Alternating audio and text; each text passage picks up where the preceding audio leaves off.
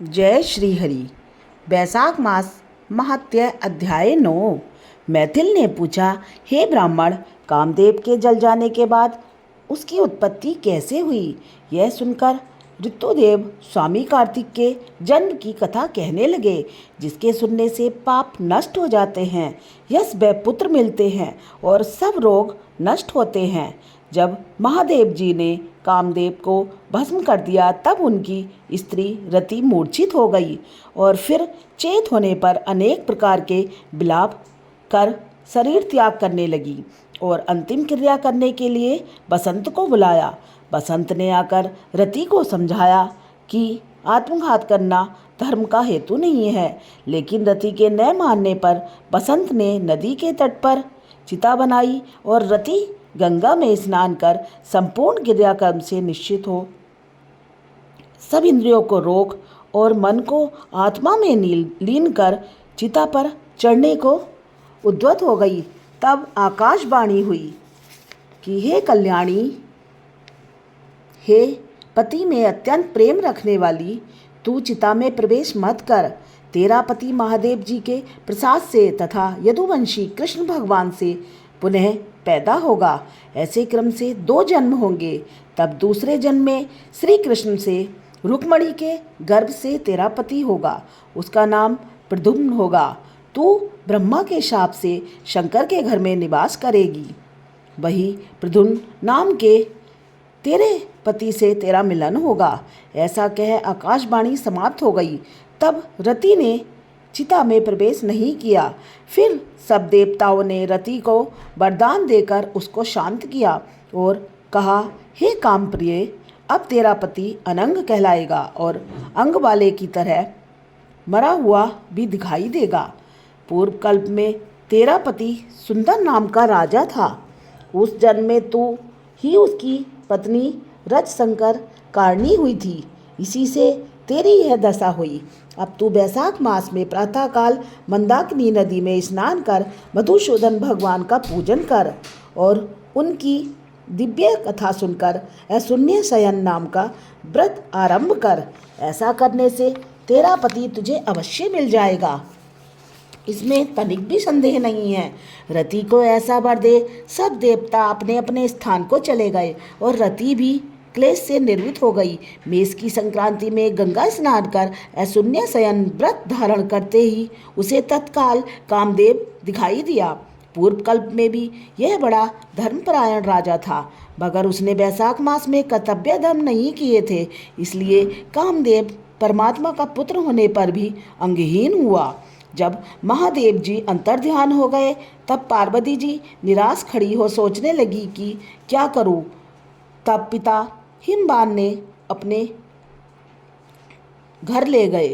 पार्वती जी शंकर जी के रूप और गुणों को देखकर मुग्ध हो मन में शंकर जी को अपना पति होने की ठान गंगा तट पर तप करने लगी।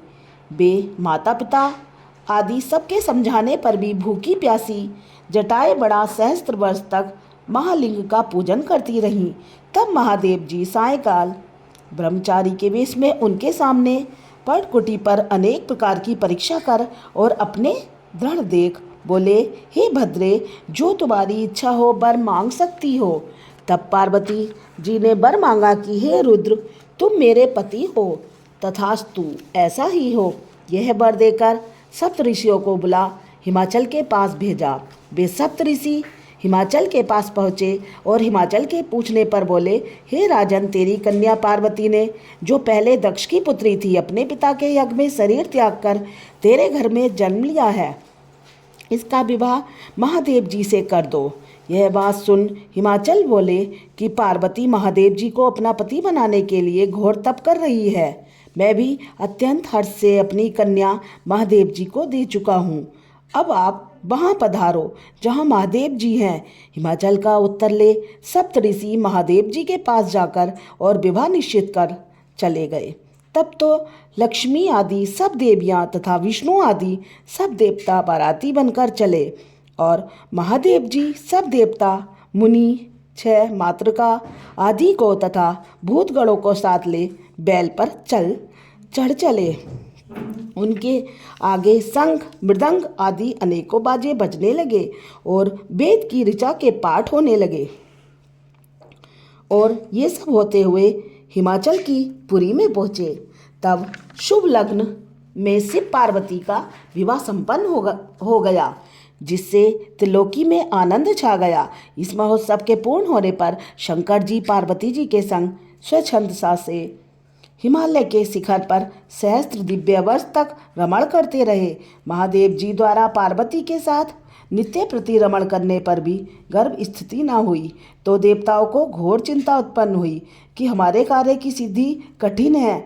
तब खूब विचार कर अग्नि को बुला उसका अत्यंत सम्मान कर जहाँ महादेव जी रमण कर रहे थे भेजा और कहा कि जब महादेव जी रमण कर चुके हो तब तू प्रकट हो उनके सन्मुख चले जाना, जिससे वह पुनः रमण न करें, क्योंकि तुझे देखकर पार्वती लज्जा के मारे वहाँ से हट जाएंगी। तब तू शिष्य होकर कमारी शिव जी से प्रश्न कर बहुत सा समय लगा देना। बहुत काल व्यतीत होने पर पार्वती जी के गर्भ में स्वामी कार्तिक का जन्म होगा। अग्नि देवता से विदा हो महादेव जी के पास गया, जिससे वस्त्रहीन पार्वती को बड़ी लज्जा उत्पन्न हुई और रमण छोड़ अलग हट गई। तब महादेव जी को बड़ा क्रोध हुआ और अग्नि से बोले, हे द्रुमते, ये क्या कह तेरा ऐसा दुस्साहस ग्रहण कर, तेरे मुख में त्याग दूंगा। ऐसा कर अग्नि के मुख में अपना वीर्य छोड़ दिया। उस प्रचंड के उदर में प्रवेश होने से अग्नि ने दुखित हो स्वर्गलोक में देवताओं के पास जा सब वृतांत कहा, जिससे देवताओं के हृदय को स्थित हो जाने से हर्ष हुआ, परंतु प्रसव कैसे होगा इसका अत्यंत दुख हुआ। अग्नि के उदर में महादेव जी का तेजोमय वीर्य बढ़ने लगा। 10 महीने हो गए और प्रसव का कोई उपाय न हुआ। तब अत्यंत दुखी हो देवताओं का संग ले महायशस्विनी गंगा के पास जा सब स्तुति करने लगे। हे माता, तू देवताओं के निर्मित शंकर के इस तेज को धारण कर जो अग्नि के उदर में बढ़ रहा है। वह स्त्री न होने से प्रसव नहीं होता, हमारी रक्षा कर। ऐसी प्रार्थना करने पर गंगा ने कहा, तथास्तु। तब देवताओं के कहने से अग्नि ने गर्भ मोचन मंत्र से गर्भ का आकर्षण कर शंकर जी के तेज को गंगा जी में छोड़ दिया। यह तेज बड़ा दीप्तिमान और लोकों में असहनीय था। कुछ मास पर्यंत गंगा जी उसे सहन न कर सकी और जल सूख गया और रक्त कलेवर दिखाई देने लगा। तब अत्यंत दुख से व्याकुल हो अपने उदर एवं गर्भ को त्याग दिया, जो सरपतों में गिरा। जहाँ विदीर्ण हो उस गर्भ के 6 भाग हो गए। तब ब्रह्मा जी की भेजी 6 कृतिकाएँ आई। उन्होंने सरकंडों से विभिन्न संभव तेज के 6 भागों को ग्रहण कर 6 मुख का पुरुष बनाया, जिसका शरीर एक ही था। उसे बहुत दृढ़ कर दिया। यह पुरुषाकार 6 मुखी शरीर बहुत समय तक सरकंडों में वैसे ही पड़ा रहा। उसका कोई रक्षक नहीं था। एक दिन बैल पर चढ़े हुए महादेव जी पार्वती जी उसी स्थान से होकर श्रीशैल को जा रहे थे कि सहसा पार्वती के स्तनों से दूध की धार बहने लगी। तब विस्मित हो पार्वती ने महादेव जी से अकस्मात स्तनों से दूध बहने का कारण पूछा।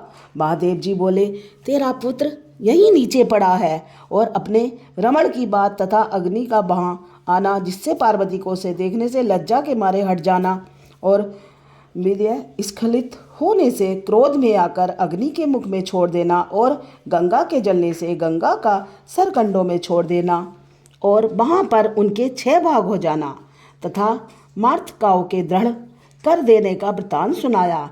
फिर कहा, उसकी आकृति पुरुष की सी हो गई है। उसी को देखकर तेरे स्तनों में दूध टपकने लगा है।